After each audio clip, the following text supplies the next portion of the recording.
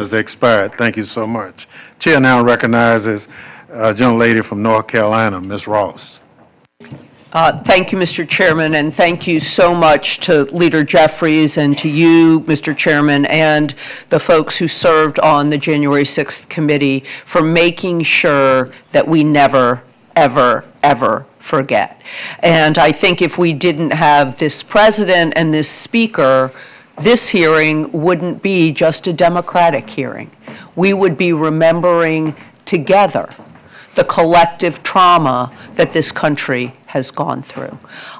Mr. Ballou, I want to talk a little bit about how the pardons and some of the effects of the pardons have re-traumatized victims.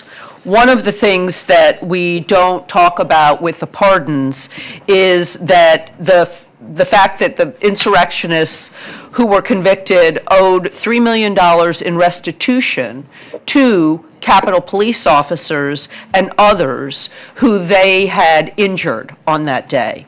And only about 15% of that amount, $400,000, was paid before President Trump liquidated the rest of the restitution owed with his pardon spree.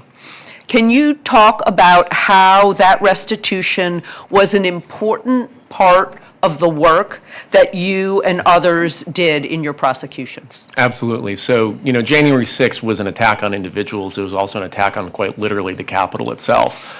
The architect of the Capitol, I think, estimated that there was $29 million in damages to the building itself, and that's separate from the restitution that you're talking about to individual officers.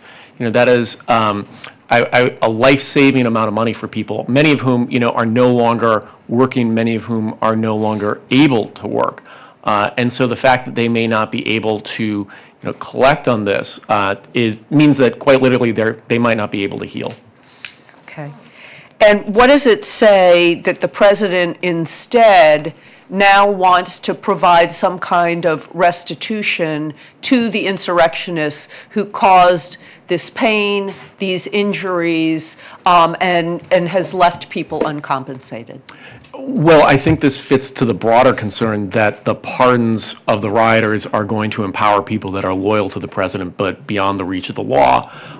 If they are given money, which it seems like the president is trying to do, the Proud Boys are seeking $150 million in damages. The Department of Justice is currently opposing that, but we don't know how that's going to play out.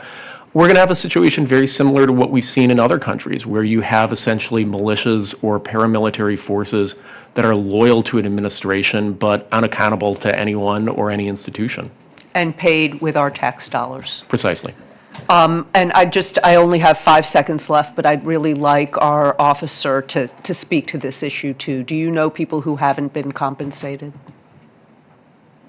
I don't know of any officers who have received any kind of compensation outside of their normal salary for what they sacrificed on January 6th. Okay. Thank you, and I yield back.